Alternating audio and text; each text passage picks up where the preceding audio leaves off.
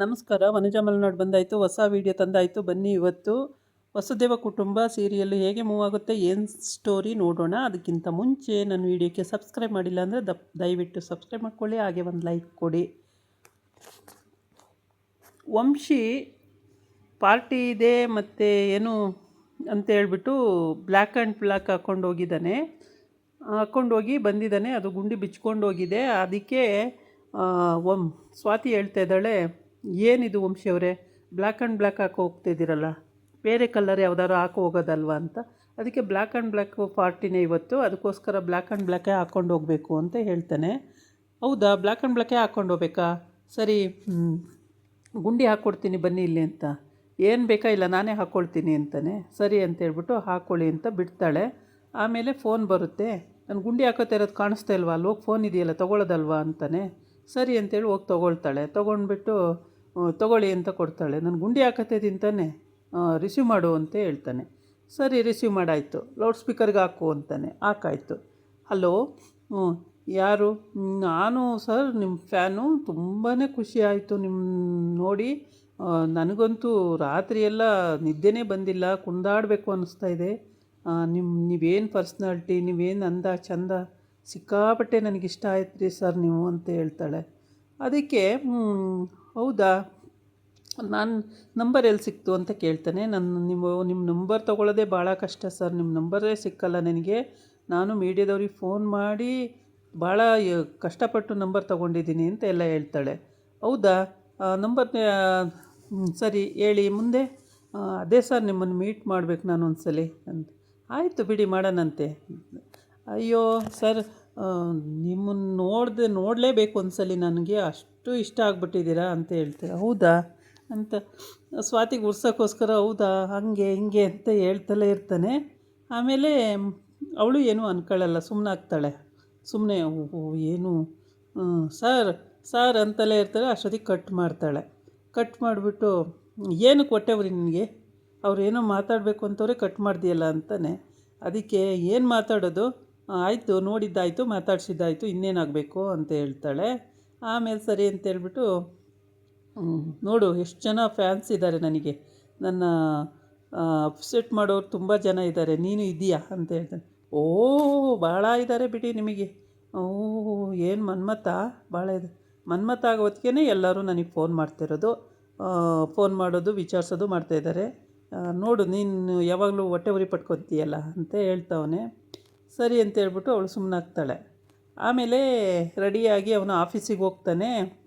ಆಫೀಸಿಗೆ ಹೋದಾಗ ಅಲ್ಲಿ, ಸರ್ ನಿಮ್ಮನ್ನು ಕೇಳಿಕೊಂಡು ತುಂಬ ಜನ ಕಾಲ್ ಮಾಡ್ತಿದ್ದಾರೆ ಸರ್, ಫ್ಯಾನ್ಸ್ ಎಲ್ಲ, ಮತ್ತು ಅವ್ರನ್ನೆಲ್ಲ ಕಂಟ್ರೋಲ್ ಮಾಡೋದೇ ಕಷ್ಟ ಆಗ್ಬಿಟ್ಟಿದೆ ಸರ್, ಹಂಗೆ ಸರ್ ಹಿಂಗೆ ಸರ್ ಅಂತೆಲ್ಲ ಹೇಳ್ತಾರೆ.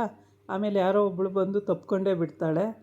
ಸರ್ ನಿಮ್ಮ ನೋಡೋಕ್ಕೆ ತುಂಬಾ ನನಗಿಷ್ಟ ಆಯಿತು, ನಿಮ್ಮನ್ನು ಮಾತಾಡಿಸ್ಬೇಕು ಅನ್ನಿಸ್ತಿತ್ತು, ಹಾಗೆ ಹಿಂಗೆ ಅಂತೇಳ್ಬಿಟ್ಟು ಆವಾಗ ತಕ್ಷಣ ಅದನ್ನು ಅಜಯ್ ಫೋಟೋ ತೆಗೆದ್ಬಿಟ್ಟು ರಾಗಿಣಿಗೆ ಕಳಿಸ್ಬಿಡ್ತಾನೆ.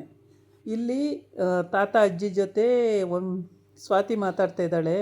ವಂಶಿ ಅವರಿಗಂತೂ ಫಾಲೋವರ್ಸ್ ಸಿಕ್ಕಾಬಟ್ಟೆ. ಅಯ್ಯೋ, ಅವ್ರಿಗೆ ಇವಾಗ ಅವ್ರನ್ನ ಕಂಟ್ರೋಲ್ ಮಾಡೋದೇ ಕಷ್ಟ ಆಗ್ಬಿಟ್ಟಿದೆ ಅಜ್ಜಿ ತಾತ ಅಂತ ಹೇಳ್ತಾ ಇರ್ತಾಳೆ. ಹೌದಪ್ಪ, ನಮ್ಮ ವಂಶಿ ಎಷ್ಟು ಹೆಸರುವಾಸಿಯಾಗಿದ್ದಾನೆ ಅಂದರೆ, ಯಾರ ಬಾಯಲ್ಲಿ ಕೇಳಿರೂ ಅವನದೇ ಮಾತಾಗ್ಬಿಟ್ಟಿದೆ ಅಂತ ಅಜ್ಜಿ ಹೇಳ್ತಾ ಇರುತ್ತೆ.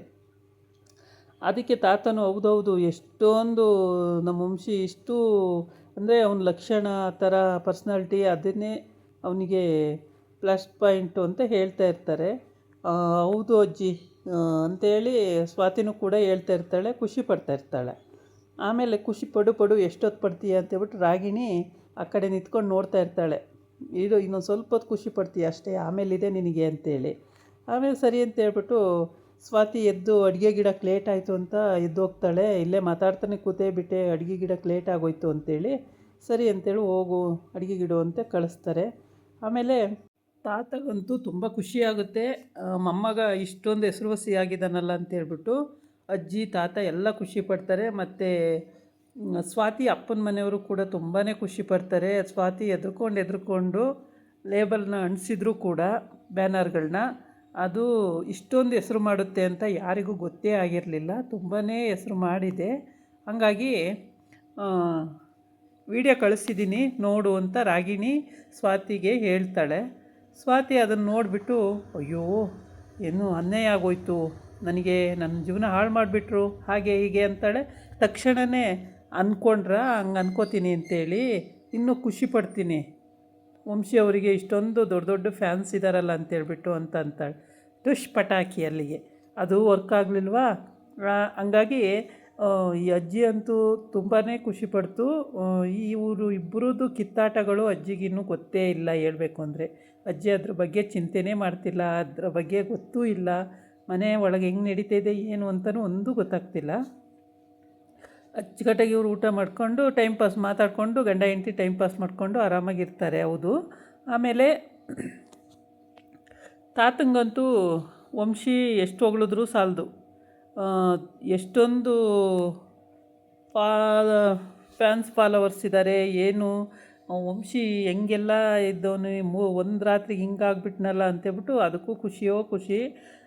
ಇನ್ನು ಸ್ವಾತಿ ಅಮ್ಮನ ಮನೆಯವ್ರಿಗಂತೂ ಹೇಳ್ಕೊಳ್ದಷ್ಟು ಖುಷಿ ಆಗ್ಬಿಟ್ಟಿದ್ದಾರೆ, ಸಖತ್ ಖುಷಿ ಅವ್ರಿಗೂ. ಹೀಗೆ ಆಫೀಸಿಗೆ ಹೋಗ್ತಾನೆ, ಅಲ್ಲಂತೂ ಎಲ್ಲ ಜನನೂ ಮುತ್ಕೋತಾರೆ. ಅಯ್ಯೋ ಸರ್ ನೀವು ರಾತ್ರಿನೇ ಹೀರೋ ಆಗಿಬಿಟ್ರಿ ಸರ್, ಹಂಗಾಗ್ಬಿಟ್ರಿ ಸರ್, ಹಿಂಗಾಗ್ಬಿಟ್ರಿ ಸರ್ ಅಂತ ಹೇಳ್ಬಿಟ್ಟು ಫೋನ್ಗಳು, ಮೆಸೇಜು, ಕಮೆಂಟ್ಸು ಇವು ಒಂದೊಂದಲ್ಲ. ಇದನ್ನು ನೋಡಿ ರಾಗಿಣಿ ಹೊಟ್ಟೆ ಉರ್ಕತ್ತಾಳೆ.